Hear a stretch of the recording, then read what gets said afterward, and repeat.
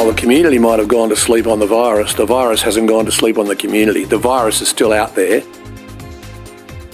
Tonight, breaking news, authorities warn COVID cases in New South Wales could double within 6 weeks due to the Omicron BA2 subvariant. The surge attributed to an easing of restrictions coming after the National Cabinet revealed a relaxation of isolation rules for close contacts. It's Sunday the 12th of March. You're watching 6 News also tonight. We expect that the fight will be over sooner, that the occupants will fail sooner. But it is life, it is war, it is a fight. YouTube blocks access globally to channels associated with Russian state-funded media, including RT. What that means for the self-described most watched news channel on YouTube and how they're responding. And later tonight, MP Dave Sharma denies mimicking an independent rival's colour scheme. Some of his flyers not even mentioning his party, the Liberals. We'll hear what the Australian Electoral Commission has to say about whether it's even legal. Good evening, everyone. Thanks for tuning in. Later this evening, we'll also be looking at a viral meme about voting in the upcoming federal election, a bit of a fact check, and how it got preferential voting totally wrong. But first tonight, authorities have warned that COVID cases in New South Wales could double within just 6 weeks due to the new Omicron BA2 subvariant. The surge has been attributed to an easing of restrictions and greater socialising as a result of that in the state. National Cabinet also revealing a relaxation of isolation rules for close contacts and a plan to move people with mild symptoms away from PCR tests. Rod Lincoln Holmes has more. 2 years on from a pandemic being declared worldwide, some people now want COVID-19 restrictions brought back in New South Wales. The state today recorded over 13,000 new infections as well as 7 deaths. Majority of these cases are understood to be in people aged 10 to 19. 965 people are in hospital as well as 44 in ICU. The recent jump in cases has got authorities warning that the numbers could double within 6 weeks. We could be looking at cases more than double than what we're currently getting. While the community might have gone to sleep on the virus hasn't gone to sleep on the community. The virus is still out there. It's been reported that health authorities now want masks to be mandated indoors, capacity limits brought back, and a ban on singing and dancing, as well as a return to working from home. National Cabinet has agreed to ease isolation rules for COVID-19 close contacts as soon as possible. PCR tests will also be moved away from people with only mild symptoms. As the country moves to the next phase of living with the virus, the PM believes that the isolation requirements for close contacts of those with COVID are no longer needed. With the winter virus season coming, the current situation could no longer be maintained. It's important that we remove this close contact rule because it's starving businesses of staff. Lincoln Holmes, 6 News. Overseas, 9 million people in the northeastern city of Changchun in China have been locked down. Residents have been told by officials not to leave their home. The ABC reporting that for the first time, the general public will be allowed to use antigen testing kits at home. Just one person from each family is allowed outside every 2 days to buy provisions. Just under 400 cases were reported nationwide in China on Friday.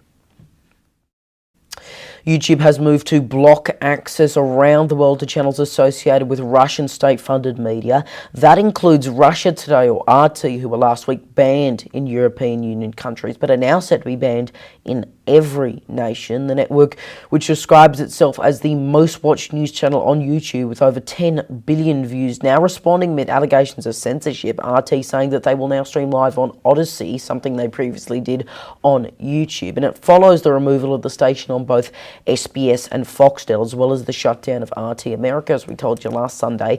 Meanwhile, US President Joe Biden has said that while, quote, we will defend every inch of NATO territory with the full might of a united and galvanized NATO.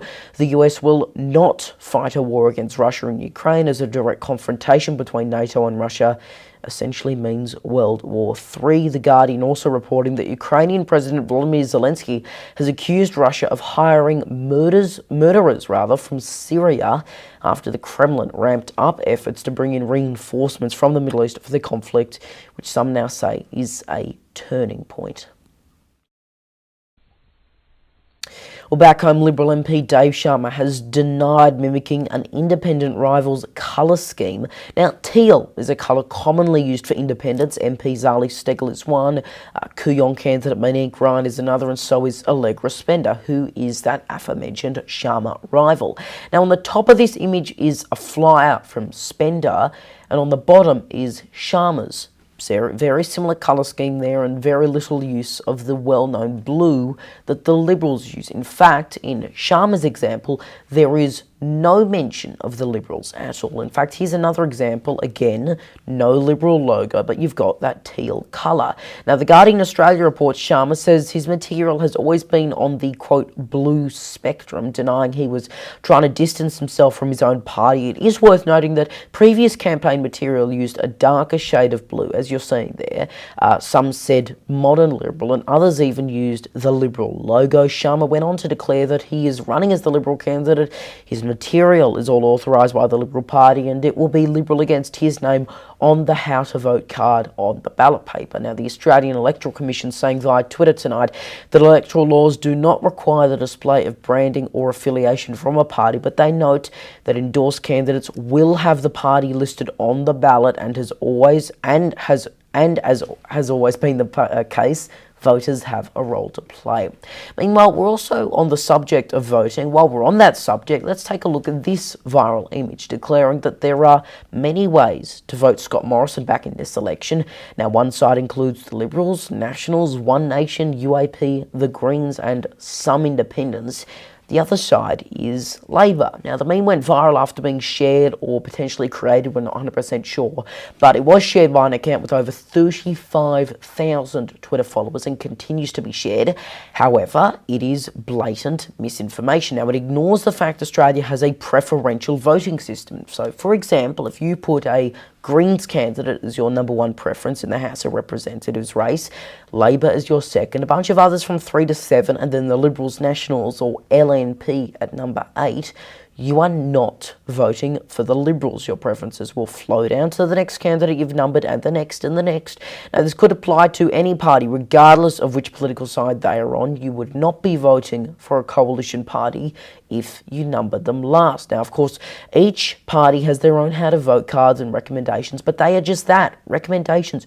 You do not have to follow them, because preference deals are nothing more than those recommendations. As the AEC says, claims that putting a candidate you don't think will win as number one on the House of Representatives ballot is wasting your vote. That is wrong, because if they don't get enough votes, your vote will just transfer at an entirely full value until it is counted for one of the leading two candidates. It's a pretty simple system once you get to understand it. Now, of course, if you see something you want to see fact-checked, do tag or DM us at 6newsau, or share us, or send us an email rather, contact@6newsau.com.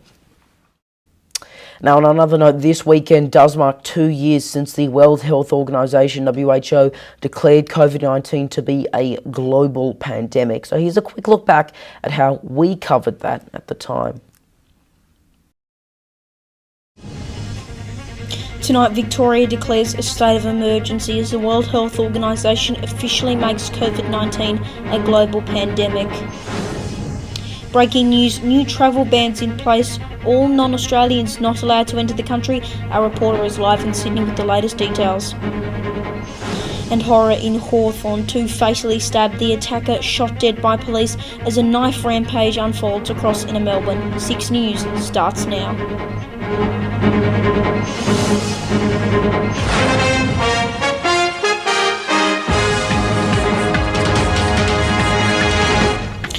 Good evening, we have the latest information on the COVID-19 outbreak tonight, from what's happening overseas to the latest information back home.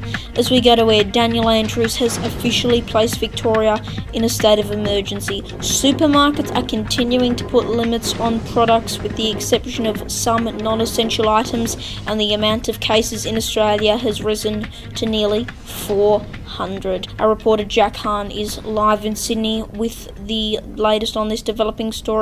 Jack, what's the latest? Leo, this story just keeps changing hour by hour, minute by minute, but in an unprecedented series of events last Thursday, the Prime Minister announced to the country that all travel into Australia by non-Australian citizens will be banned. If you are not Australian, you will not be allowed in the country. And of course, next week is actually our exact to the day 3-year anniversary. So we'll be taking a look back at plenty more clips, especially our early COVID coverage. That is next week, Sunday night, 8 p.m. Australian Eastern Daylight Time.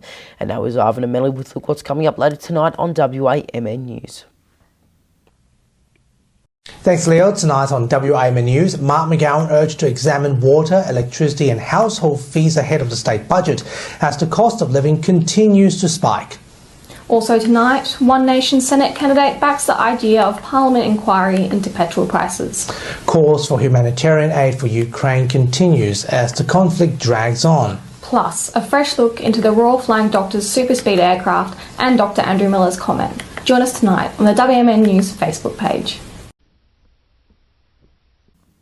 All right, thanks both Ivan and Melly there, and of course make sure you listen to East Plus West, our new joint podcast from 6 News and WAMN News, available exclusively for our Patreon subscribers, patreon.com/6newsau. Now to tomorrow's weather forecast right across the country. Brisbane, partly cloudy, 27 degrees there, 23 in rain in Sydney, showers expected, 26 in the nation's capital Canberra, also 26 in Melbourne, light rain possible, a top of 16 in Hobart, 32 over in Adelaide, sunny 33 in Alice Springs, 27 in Perth, and in Darwin with a warm but wet top of 33. And just before we go tonight, just a few quick things to mention. First of all, next week, as we teased a couple of minutes ago, we will be looking back at 6 News 3 years in the making. Of course, we'll look back at our early days when it was HMV local news. About 50 people will probably remember that. Of course, the early days of our COVID coverage, before it was even called COVID, and all the things in between, from bushfires to natural disasters to conflicts. We'll be taking a look back at all that, as well, as our behind-the-scenes element. We're talking about this studio, especially. You don't want to miss that. Also our team, how it's grown over the years. And of course, really just take a look back. We'll go straight into the archive. So again, that's this time next week. Also, if you want to help support us, whether that's, help keep us in a proper studio, because by the way, for many people who actually don't know, this is not at home. I'm not at home right now. This is a proper studio. You can help support us, patreon.com/6newsau. Just $4 a month. Not only are you helping support the next generation of journalists and independent journalism and fact-checking and all that, you are getting exclusive benefits from East Plus West to early access to a bunch of announcements. Patreon.com/6newsau, and just $4 a month. That is so much cheaper than, streaming subscriptions or newspaper subscriptions. So again, would appreciate your support. And on Thursday night, 8 p.m. Australian Eastern Daylight Time on Uncensored, we have our next guest, who is James Hall, a Liberal Democrats candidate in South Australia, because the South Australian election is actually next week. It's on Saturday. So we'll be talking to him about a number of issues, whether that's his COVID policies or vaccine mandates. That's a policy that the Liberal Democrats are big on. Also, the name. Are they even the Liberal Democrats anymore? They've actually lost a bit. They are now going to have to either be called the Liberty and Democracy Party or just simply Lib Dem. So we'll be discussing that 8 p.m. Australian Eastern Daylight Time right here on our YouTube channel on Uncensored this Thursday. And that is 6 News for this Sunday evening. Our coverage of the events in Ukraine continues on our website, 6newsau.com, and on social media, Facebook, Twitter, Instagram, TikTok, and Lit. Just search 6 News AU to find us. I'm Leonardo Puglisi. Thanks for your company. Good night.